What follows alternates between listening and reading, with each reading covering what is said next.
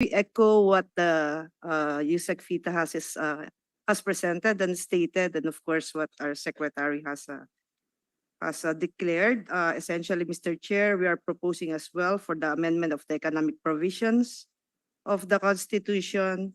And the approach, Mr. Chairman, is similar to what was proposed under resolution of both houses, entitled Resolution of Both Houses proposing amendments to certain economic provisions of the 1987 Constitution, thereby this would not be a self-executing provision, but will require another enabling law for purposes of the opening up of the sector, Mr. Chairman.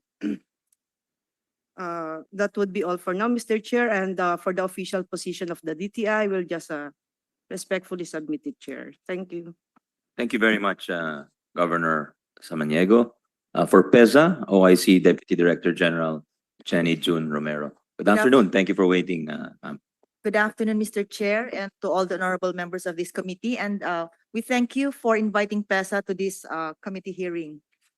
Your Honors, as an investment promotion agency, we are open. We are open and we support initiatives aimed at making our country the premier investment destination and improving our rank in investment attraction of foreign direct investments. And we also share the positions of DTI and BOI as being part of the DTI family. And we agree, Your Honors, that these initiatives must be well studied, well researched, not rushed, and also this has to be targeted so that they will just provide solutions to critical problems that is ailing our ability to attract foreign investments.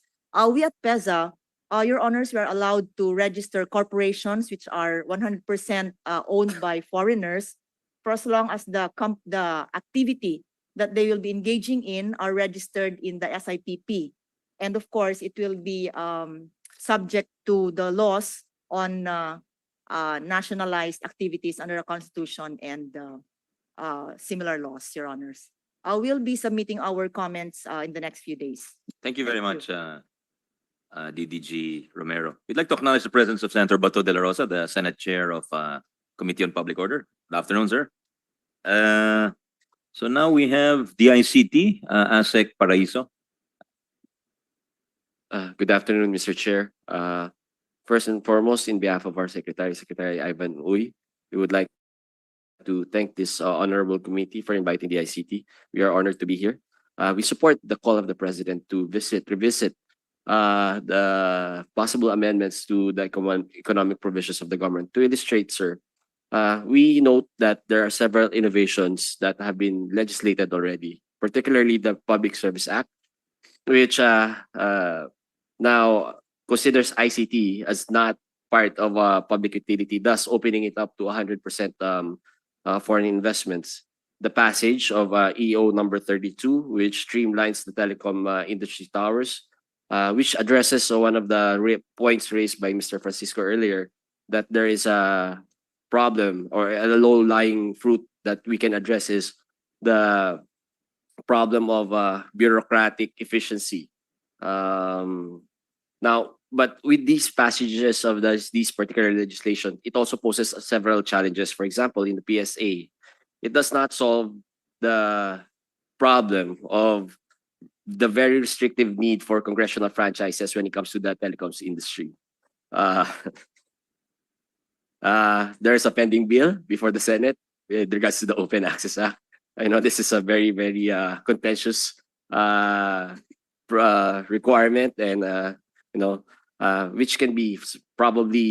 which would probably aid in our deliberations when it comes to constitutional amendments, sir. Also, when it comes to while government needs vital infrastructures to improve connectivity and digitalization, there's also a need to liberalize or revisit the provisions of the public procurement law because it's very restrictive when it comes to the ICT industry. A very good point raised by Chairman Aguinaldo earlier was results can only would be the best indications of a law, whether a law is effective or not, would be the results.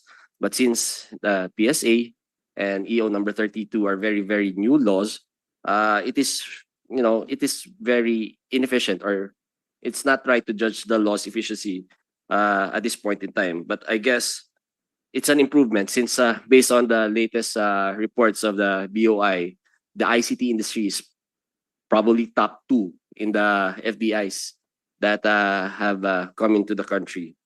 If the goal is for investments, we guess that the law is efficient. It's probably working. But if the goal is to improve the lives of the Filipinos, it remains to be seen, Mr. Chair and members of the committee. But for sure, this one thing is for sure, we can do better. So at least on the part of the ICT industry. So with that, Mr. Chair, we thank you, sir.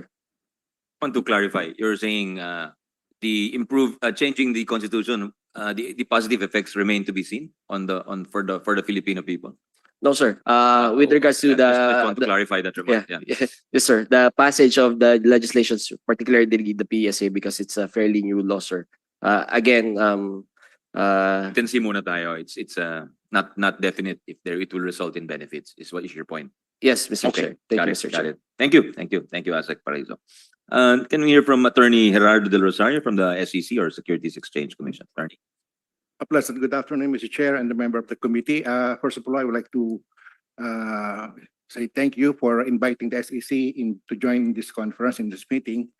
From the viewpoint of company registration, Mr. Chair, the amendments to the Foreign Investment Act, the amendments to the negative list, as well as the amendment to the Public Service Act is a welcome development for the SEC. We will be implementing the laws that will be passed by the Congress. We're happy that our economy is being opened because we're giving opportunity to the foreigners to provide investment in the Philippines, and it's equivalent to employment opportunity for our kababayans. And Mr. Chair, I would like to emphasize what Mr. Francisco said a while ago, that there's a need for a lot of signature in the SEC. Registration bears no more signature. 93% of our registration bears no signature by the director. The only remaining with signature, which only one signature, is the signature for the approval of partnership and branch offices. Thank you, Mr. Chair. Commendable on the part of the SEC. Pero you still need the signatures to file the compliance requirements, di ba? Yes, Chair. In fact, we will be launching a project which is so-called credentialing. So how fast can you form a juridical body or a corporation nowadays? Sir, we have Okay. a so-called one Yeah. sec, 1 day. One day. One day Why approval. kaya na? Okay. That's because of the new corporation code, di ba? Yes, sir. But siyempre po may konting restriction. Hindi naman restriction, but we can only cater to 100% Filipino Right. company. Right. The basic corporations, yung holdings, Okay. manufacturing. Anong requirement nyo pag 60-40? Pag may foreign ownership, what is the compliance or regulatory requirement there? Nothing, sir. Nothing, Just just the the filing of signature the of the- articles of incorporation. Yes, sir. Okay. All right, that's good. Thank you. That's it for our resource persons. I'll turn it over to my colleagues for their questions. Senator Risa, thank you for waiting patiently. You have 10 minutes, then Senator Bato afterwards, if you wishes. Yeah. Go ahead, ma'am. Salamat, Mr. Chair. So I think some of our resource persons took the health break as a permanent break. Speaking of Go- which, Go actually, ahead. Mr. Senator Risa. Chair, So we still have very good resource persons here in the person of our economic agencies. Go ahead, ma'am. definitely. Thank you so much, Mr. Chair. Actually, yung una kong tanong sana kay Justice Carpio, but maybe for the next hearing if he will be with us. You can send him your questions, ma'am, or if you wish. Yeah. Salamat, Chair. Siguro, on the legitimacy of the need for RBH 6, I was going to ask this to Sec Balisacan, but after hearing the presentation of Dr. Angeles, sir, if I could ask this question of you. In 2019, a deputy ombudsman said that, estimated that we lose 700 billion pesos or 20% of government's budget to what are stolen, no, from from the coffers of government of the country due to corruption. And based on the Corruption Perceptions Index, we're still in the top third, the Philippines, of the most corrupt countries in the world. And in many other studies on corruption, that corruption is still a big deterrent on foreign direct investment. So hindi kaya mas importanteng pagtuunan ito ng pansin, combating corruption, even more than amending the Constitution. Thank you for that question, ma'am. I perhaps perhaps one can take note of the studies that Yusek Edilion and I think also Professor Fabella and their colleagues drafted. I suppose one way of thinking of it is we need not we can walk and chew gum at the same time. We can address both at the same time. And I believe the studies also show that removing these restrictions, ceteris paribus, is also beneficial. Certainly addressing the corruption, red tape, and so on are also going to be beneficial. Thank you, Dr. Angeles. Salamat. Salamat po. Mr. Chair, moving on to, if I may, although it's not the specific subject of RBH6, not one of the, pero I think there are lessons we can learn from just a few questions about energy generation and distribution. Okay. So since Yusek Rosemary is here with us, ma'am, if you could field these questions or refer to one of your colleagues from NEDA for these. In the energy transmission and distribution sector for electricity, 40% is owned by the State Grid Corporation of China. And our Senate Committee on Energy learned that they have a veto power because of this 40% ownership in the NGCP. Same goes for Meralco, 43% is owned by foreign interests. So, and we know that Meralco and NGCP are not lacking for profits, and these profits can be invested so that we don't anymore suffer the blackouts also mentioned by our resource persons recently on Panay Island, on Guimaras Island as well, before that on Mindoro Island. And so that we can modernize our grid and make it even more ready and capable for the entry of renewable energy supplies in the coming years. So, mas bibilis po ba yung pagbagsak ng presyo ng kuryente? Mas maaasahan ba natin yung pagkakaroon ng no blackout, renewable energy ready na grid at saka distribution system? At mas titibay din ba tayo laban sa mga cyber threats? Kung mas maraming dayuhan ang magpapasok ng kapital o kung yung China State Grid Corporation mismo at yung Salim Group ang magiging controlling shareholder sa dalawang kumpanyang iyon, NGCP at saka Meralco. Yeah, Madam Chair, I'm not an engineer, so and just to say- If the NEDA has any thoughts about these Yeah, yeah. questions, No, just not to on the say- technical level, but Yes, more of yes. the policy level. Yeah, more on the policy level, I think as with any reform, no, kailangan kompleto talaga.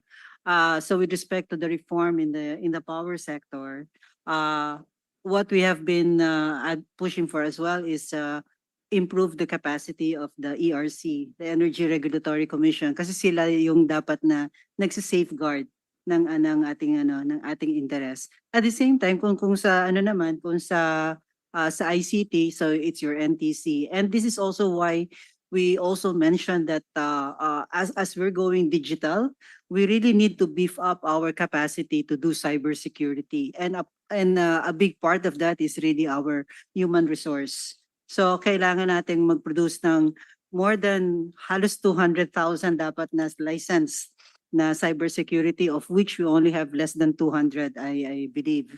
So ganung tipo na it doesn't have to be, just one bullet addressing all the problems.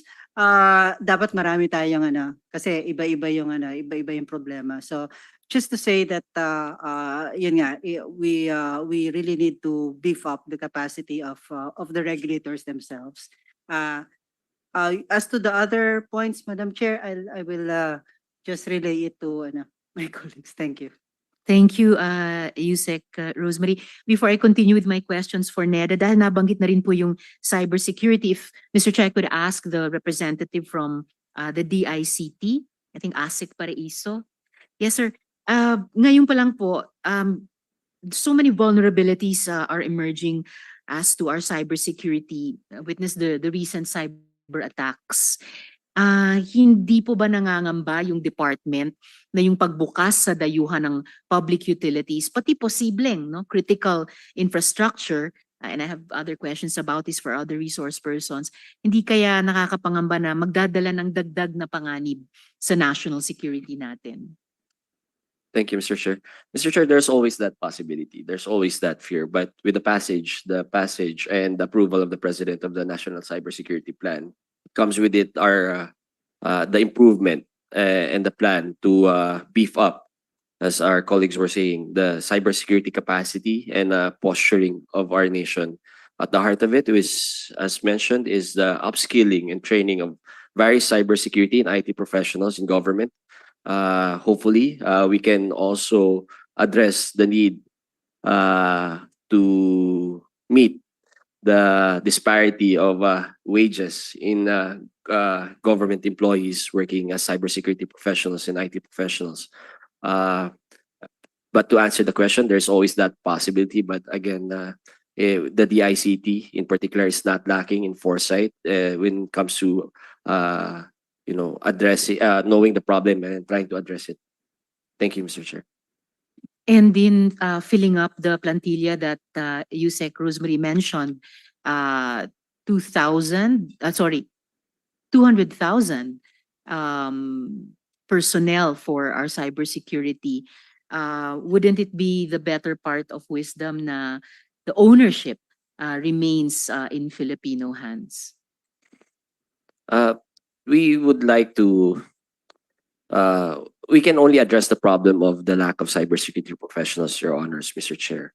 But the wisdom of whether those industries should belong in Filipino hands, even if it would create the possibility of cybersecurity threats, we leave it up to the legislature and other agencies in government whether that possibility or that risk is greater than the investments and the benefits it would bring to the Filipino people. Thank you, Mr. Chair. Salamat. Of course, Congress always appreciates that kind of respect for the institution. Pero kaya rin po kayo iniimbita bilang resource persons because we also value the input you give us. And I'm sure and I hope that the good secretary is also advising the president about this dahil ngayon pa lang na kapapasalang nga ng National Cybersecurity Plan, namumroblema na nga tayo sa mga cyber attacks na iyan. So all the more moving forward, we want to not just address reactively, but even anticipate or preempt additional threats in the future. Mr. Chair.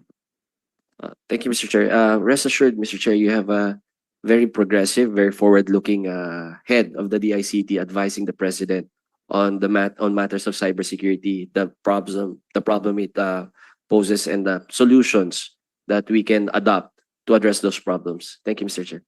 Thank you, Mr. Chair. Going back now to NEDA, it's been, as some of our resource persons have mentioned, it's been more than 2 decades that our power generation sector in the country has been open for 100% foreign ownership. So ano po kaya yung pumipigil pa sa dayuhang kapital na magpundar ng mas maraming kapital sa power generation sector natin nitong nakaraang 2 dekada? If Yusek Rosemary or one of her colleagues would care to address the question. Chair, if I may. Yes, please. I think the most common reason is again stated by our representatives from the Joint Chambers of Commerce, the permitting process. It takes a really long time to get the permits off the ground. In fact, there was an effort on the part of the Department of Energy to establish an energy virtual one-stop shop so that all permits will be there. But despite that, there is an executive order to that effect. Despite that, it still takes a long time, Madam Chair. Thank you, sir, for reiterating a factor also mentioned earlier in our hearing. And I think it will also aid us when we finally assess and possibly update the APIRA, or our various laws regulating the energy sector. My next question, Mr. Chair, so originally we originally prepared to address it to NEDAP, but pwede ko rin po sanang itanong sa BOI. I believe we have a resource person from BOI here with us today, or also Yusek Fita. Tama po ba na kahit nag-register na ang napakaraming renewable energy proponents sa Board of Investments nitong, nung nakaraang 2023, ay maaring hindi pa rin matuloy ang investments na iyan? It's too bad Mr. Francisco is no longer here. Pero tinanong ko po ito dahil binanggit nila kanina ni Mr. Francisco ng BDO Capital, presidente ng BDO Capital, na mahihirapan silang magpautang pala sa mga RE companies kung tulad ngayon, wala silang long-term power purchase agreements sa mga distribution utilities gaya ng Meralco. So how would BOI or Yusek Fita advise that we approach and begin to solve this problem and meet the banking sector halfway and give the support to our RE proponents that they deserve and that we as electricity consumers are hoping for? Would the BOI like to take this question, Mr. Chair? Very energy specific as in question, but anyone who Okay. wishes, please feel free to answer the question, Senator Risa. True, Mr. Chair, it's very energy Mr. specific, Chair, but just eh, wondering if BOI might have an idea about it kasi may kinalaman sa, kumbaga, yung mga RE investors ang star ngayon ng mga bagong pumapasok na investments. Pero if the banks won't be encouraged to provide them financing, paano ba to? How do we not miss this opportunity? Mr. Chair? Yes, Yeah. Yusek Oh, Rose. well, not addressing this one, pero yung Alala ko kanina- yung klase namin, yung walang may gustong sumagot. So just to say na just to add to the problem of the permitting process, it's also related to the capacity of the ERC kasi isa sila sa bottleneck talaga yung pag-approve ng mga proposals for this power plant projects. So it really has, especially as the economy grows, dadami itong mga ganitong proposals, and so we really need to beef up the capacity of ERC. Yun lang po, Mr. Chair. Thank you. Sorry with your indulgence, Senator Risa.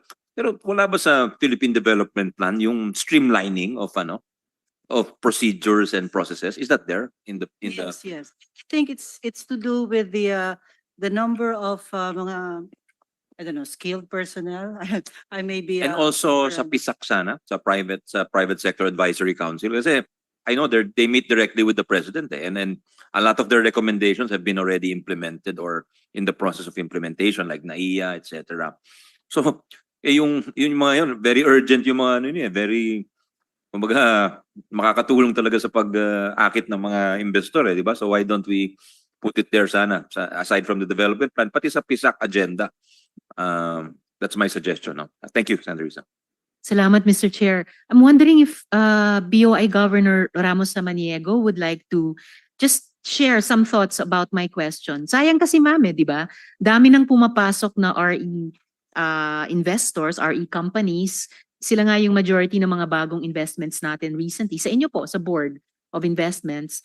But the banks have started to tell us some of their difficulties. So how do we, kumbaga, put the synapses in this subset of the brain together? Thank you, Senator Risa.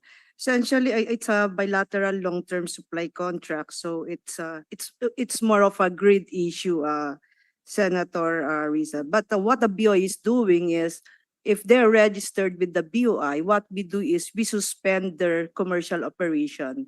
And as I'm saying this, Mr. Chair, we have this executive order number 18 where we facilitate all of the permits and licenses for projects that are categorized as strategic industries.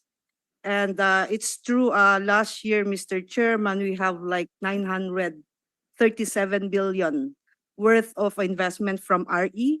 And as we're speaking right now, we are actually working out all of these Dollars, permitting. ma'am. Dollars po yun, Governor. 937, no, pesos. Pesos. Sir.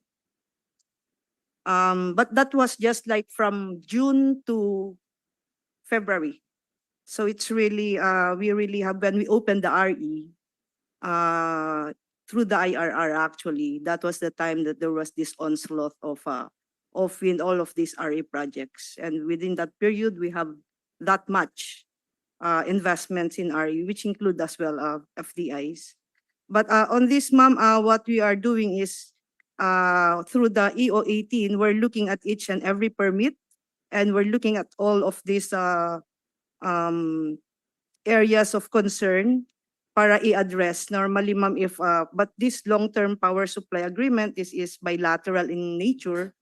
So what we could do is we can just encourage the parties on how we can unbundle this issue, Madam Senator. It's more of a grid issue. Right now, we have also in our recent meeting, also with the EVOS, that's the one that there's this energy online one-stop shop as well. We also met with NGCP, where we are now made aware that all the queues on this, all of this queuing would now be done by sometime April. So all of this, ma'am, tinitignan na po namin isa-isa through the EO 18, all of these issues and concerns on how we can facilitate the operation actually, not just permitting, but eventually the commercial operation of the projects, Mr. Chairman. Thank you. Maraming salamat din, Attorney Governor Ramos Samaniego. And of course, Mr. Chair, I also listened to what Yusek Rosemary has repeatedly said na importante din yung papel ng ERC at yung upgrade ng capacity niya, also to facilitate these essential connections like the long-term power purchase agreements. Mr. Chair, I think Yusek Rosemary is raising her hand to interject. Yes, Yusek Rose. Before you answer, Yusek Rose, I might forget I wanted to ask this kanina ko pa gustong hingin. Kasi nag-release ng PR ang PCOO kahapon na 12 billion dollars or pesos of the pledges have materialized. So could I get details on that, please? Because that's a very impressive number. We'd like to know the details. What industries, what corporations, etc. and so forth. So since we'll take advantage of your presence to request that, please, before the next hearing. Thank you. The next hearing is next week. Thank you. Thank you, Senrisa. Thank you, Mr. Thank you, Chair. Chair. Ipapasa load ko kayo. But anyway, no, just to say for the record as well na, as per press release din ng ERC, they only have 272 plantilla positions, and they're supposed to do the processing of all these applications in addition to monitoring the performance then. So we really need to address the I also know that they had a large cut in their budget yata. So yeah, so it has to be, like I said, a system-wide approach for this one. Thank you, Mr. Chair. Mr. Chair, the chair happens to be also the chair of our committee that passes the budget. But I law don't every year. handle Yeah. ERC. It's Senator Gatchalian who handles That's true, Mr. Chair. ERC. Although Nung sinabi yun, nag-walk out yung staff ni Senator Gatchalian. Hindi, joke lang. Baka pinatawag ko, in fact, I remember, Mr. Chair, that the committee, as led by the Vice Chair, Sen Sherwin, and this representation, we restored the budget of the ERC. So what Yusek Rosemary has been saying, we'll find support will continue to find support here in the Senate for I think what capacity. traditionally Senator Gatchalian, who's been handling the subcommittee of the Committee on Finance, handling the energy agencies, he just juggles it. He doesn't, in fact, he adds to it. But he realigns the budget where he sees fit. So if he thinks he doesn't take it out of the DOE family is what I'm trying to say. No, just in his defense. Kasi wala po siya dito. So. And I Go ahead. confirm that, Mr. Chair. So just a last question for NEDA on the energy generation and distribution. So kasi nga napakaseryosong usapin po itong supply ng kuryente. Kung wala to, of course, wala ang manufacturing sector na inaasahang magbibigay ng empleo sa mga mawawala ng trabaho sa sektor ng agrikultura na patuloy na gumagamit na ng mga makina. Alam na ng mga bansang gaya ng Vietnam, which we've been talking about a lot, na ang susi para pumasok ang foreign investors sa manufacturing sector ay ang supply ng mura, sapat at maasahang kuryente. So, given these so far, Yusek Rosemary, hindi kaya ang pag-amyenda sa EPIRA law ang dapat nating inaatupag sa halip na ang tsatsya? Any thought on that, ma'am? Yeah, Madam Chair, I have to beg your indulgence and we'll just get back to you. I'll ask my colleague to give his comment on that. Thank you. Your colleague, ma'am, meaning Director General Balisacan? Yeah, and Yusek Dokoy. Yusek Capuno. Senator Risa, what was the question? We missed the question. Oh. I was just wrapping up that napaka-importante yung mga usaping kuryente. So, hindi kaya amyendahan na lang natin yung EPIRA sa halip na amyendahan ng konstitusyon. Maybe the Philippine Development Plan even had some points about that. Comments there from the resource persons? She said that the good Yusek said she would ask Director General Balisacan. Anything on the development plan regarding EPIRA? Or you take that as also as a initial condition? Yeah, please speak in the mic, Yusek Rose. It's in the legislative agenda. Meron ho doon Yes. to amend the EPIRA. Okay. So we'll just ask for details maybe, Senator Risa. Thank you, Chair. It's good to know that it's on the LEDAC priority legislative agenda. At least probably 2 years before this whole idea of amending the Constitution came up. Chair, I think Yusek Fita is also raising her hand. to Yes, interject. of course. Yusek Fita and anyone for that matter after her could offer a response. Go ahead, ma'am. Thank you, Mr. Chair and Senator Risa. Actually, I was raising my hand to go back to the PPA question that was raised by Senator Risa a while ago. But I believe as well that we need to review the EPIRA.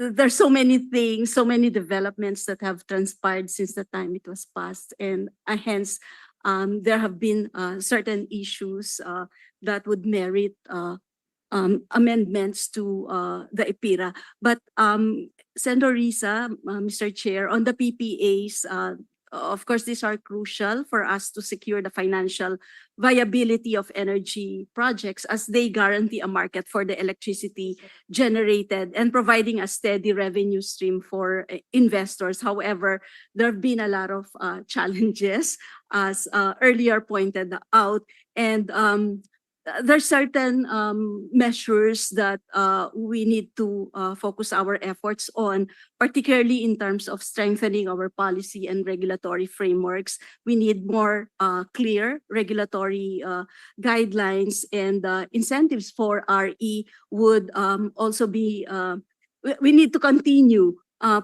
because there are already incentives in place, tax breaks, feed-in tariffs, subsidies, and we hope to be able to sustain these incentives for RE and enhancing the financial models in order for us to address the risks. Some risk mitigation instruments would need to be developed, along with some certain flexible pricing structures that could be put in place, or for now, probably they need to be studied in order for us to see how this could be implemented given our current context.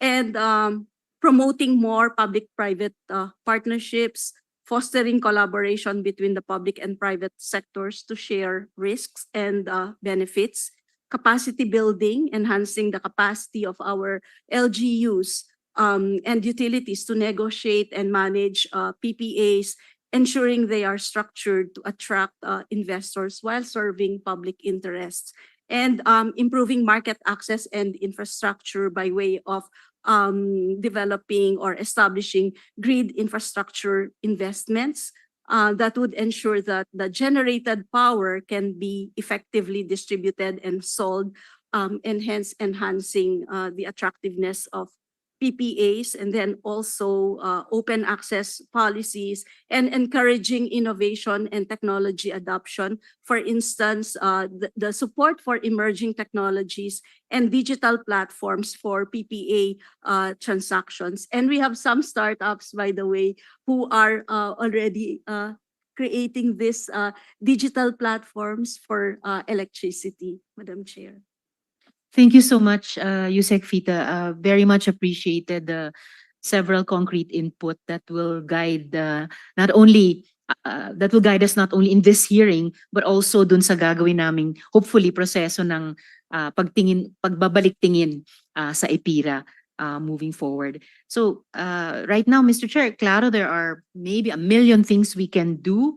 Now, halimbawa, ayusin yung permitting process, identifying deterrents for industries that are already liberalized, nang hindi kailangan ang chacha. Do I still have time in this round for another topic, Mr. Chair? Or I can You've give way used up to- 11 minutes, so Thank you, Mr. Chair. I'll wait for the next round. I'll ask Senator Bato if he wishes to ask Yeah, questions. I'll Mr. give Chair, way, may Mr. I- Because I Chair. think Salamat, if Mr. I Chair. think usually Senator Bato is very Sure. fast, so we can go back to Okay, you thank you, afterwards. Mr. Yeah. Chair. Senator Bato, yeah, with your permission, Senator Risa. I just only have one question, Mr. Chair. Thank you, thank you. One question lang. Sorry for, I am late.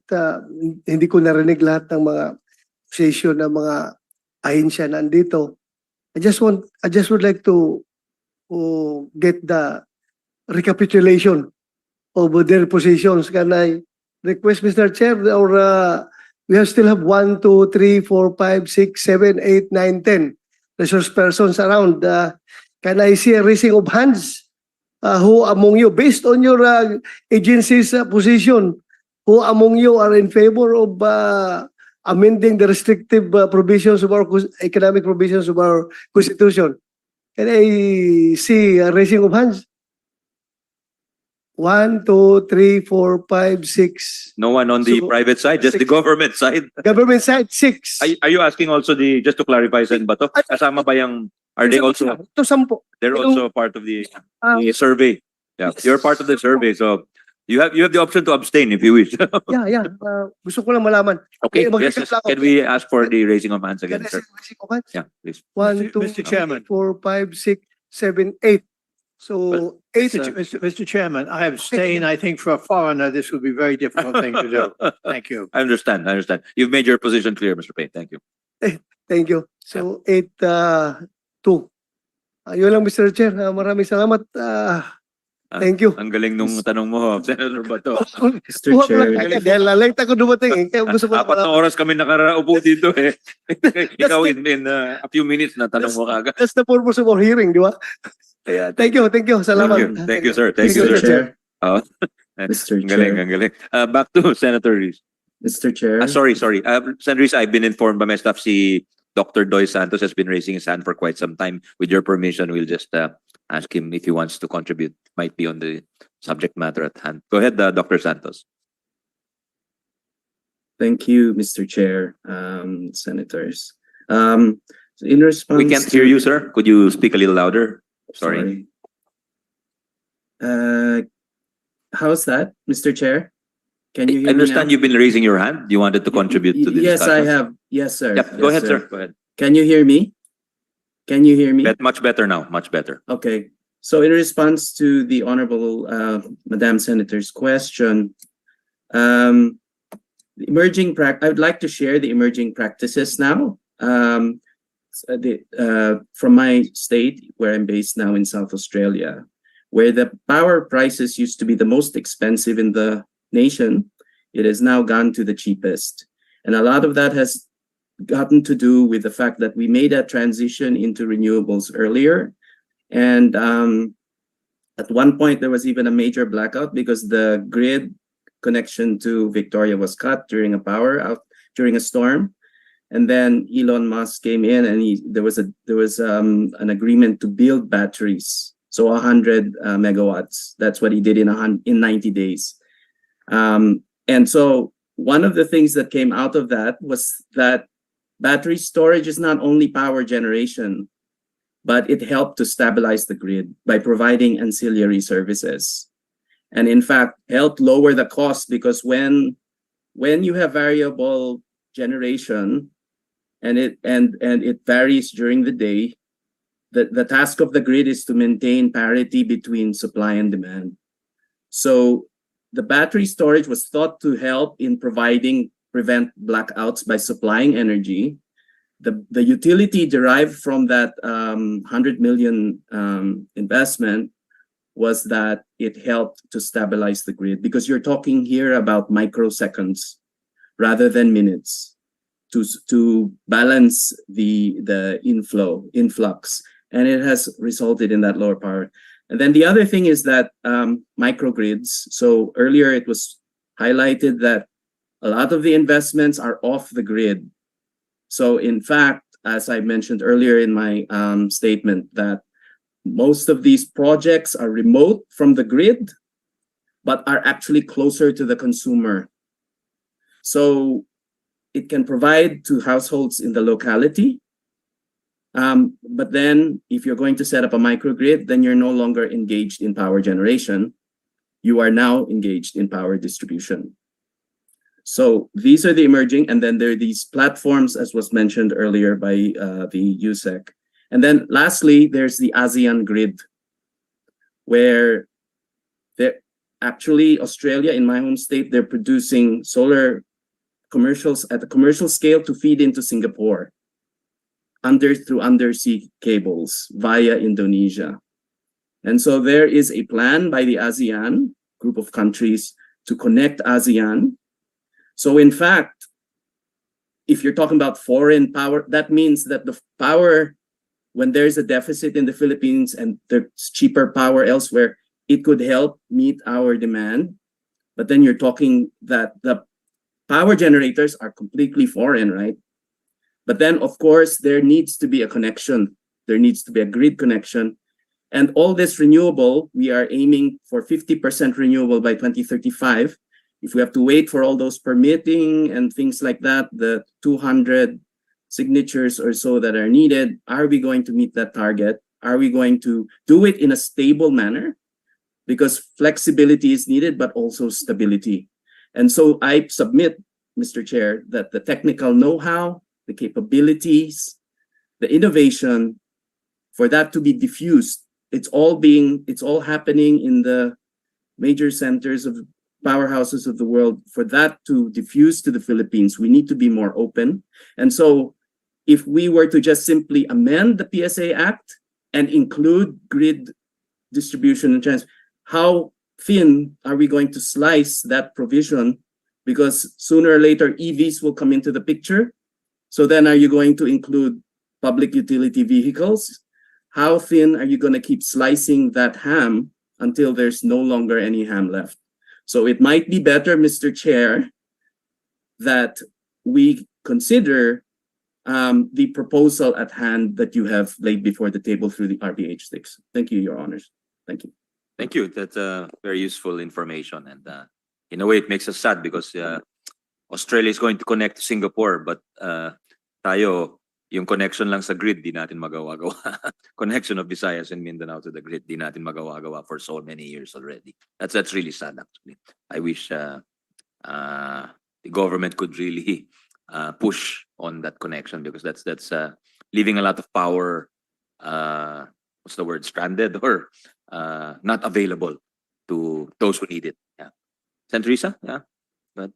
Thank you, Mr. Chair. Yes, I also appreciate the inputs of Dr. Ocampo. Not just sad, pero provocative, like this ASEAN grid. malay ba natin kaya nating humabol dyan? And again, not solely through the cha-cha route. For example, if I'm just thinking aloud here, if we were to amend existing laws, including the EPIRA, and acting together, they could create those connections that are needed. So just something to think about as we move forward, conducting these hearings, of course, also in aid of legislation. So maraming salamat para dyan, sir.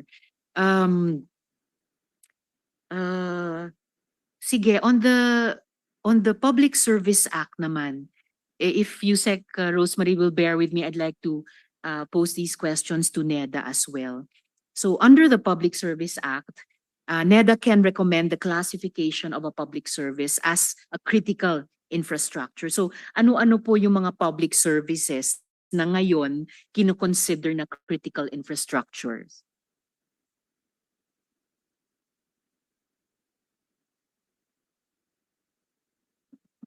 Yeah, Madam Chair. Right now, we're just looking at yeah, it's the telecoms industry that is still identified in the law and in the IRR. We are actually requesting for a TA on this because we are supposed to come up also with a baseline survey. And so we are requesting for a TA from World Bank on which to base actually yung define ng ano yung gagawin ng public utilities. Thank you. So sa ngayon, prior the baseline survey, meron na ba kayong inirekomenda, I mean ang NEDA, na iba pang public services for classification as critical infrastructures? None yet, Madam Chair. Mr. Chair, thank you. All right. Salamat, ma'am. I'm asking this also because kasama po ni dating Senator at ngayon Secretary Ralph Recto at ni dating Senador Kiko Pangilinan. Actually, kumontra po ako sa Public Service Act amendments dahil sa tingin ko yung telecommunications, airports at mga tren at riles dapat manatiling public utilities na hindi mapapasailalim sa kontrol ng dayuhan.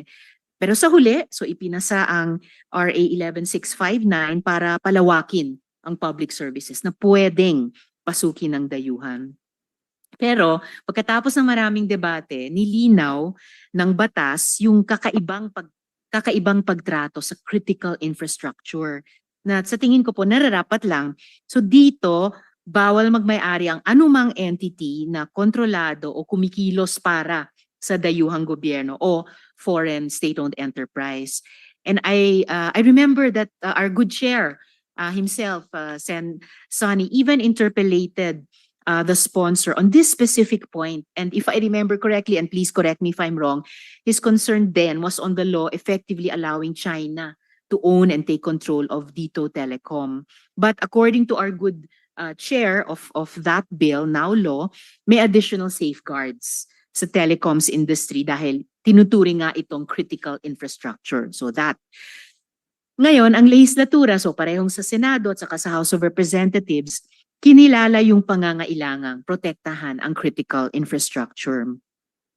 So sa RBH 6, sa tingin ng NEDA, tama po ba na wala nang ganitong distinction? Wala nang ganitong proteksyon sa critical infrastructure? Actually, no. National security is really an issue that we should really take very seriously. And so, kaya nandun pa rin talaga yung mga, kumbaga yung protection na yun, really looking at the security review. So that's part of it. Meron na actually guidelines para doon. Yeah, all those other safeguards with respect to information, kukuha sila ng yung parang ISO na certification and all that. Thank you, Mr. Chair. At ngayong lumalalim yung hidwaan sa pagitan ng mga bansa, mas nagiging konkreto yung mga banta sa cybersecurity natin. Di ba mas mahalaga pa nga na protektahan yung national security natin?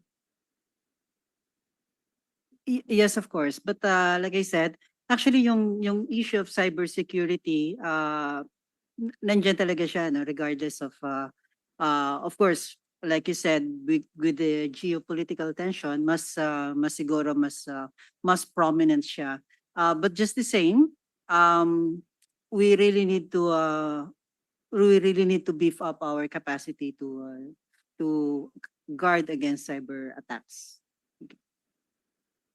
Salamat, Yusek. So I think one thing that's affirmed to me dito sa recent exchange natin, kailangan explicit, even for those who support RBH6, na merong pa ring pagkakaiba yung mga ituturing na critical infrastructure.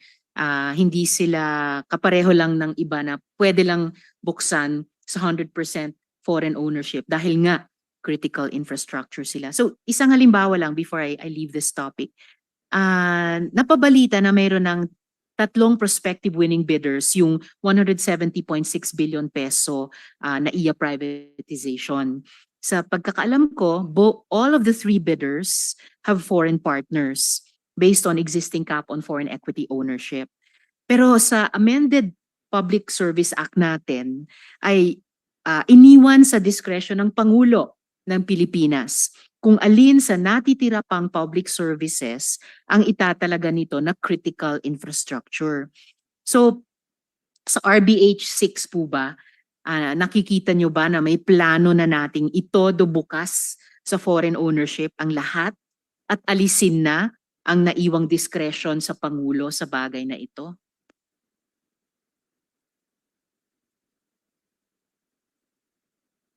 I think the issue of security, national security for that matter, is, it's really parang overarching consideration naman to. Parang regardless of whether we go by the RBH 6 or not, nandiyan lagi yung consideration for national security. So again, dapat explicit na mayroong pa ring discretion ang presidente to determine which are critical infrastructures and therefore not subject to total opening to foreign ownership. I think, Madam Chair, if the language of the law is yung ilalagay lang yung unless otherwise provided for by law, and our current legal framework is the amended Foreign Investment Act and then the amendment Public Service Act, nakalagay naman yun doon. Thank you. Thank you, ma'am. Binabalikan ko lang po itong issue, Mr. Chair, kasi maalala natin nung nagkaroon ng shutdown sa airport, nung nakaraang New Year at saka Labor Day, sinabi ko na hindi silver bullet yung solution na privatization. Dahil ang nakita kong mas problema dito ay kapabayaan, hindi lack of funds o opportunities para sa modernization. NAIA actually generates an annual operating income of at least 15 billion pesos. This was pre-pandemic, of course, 2019.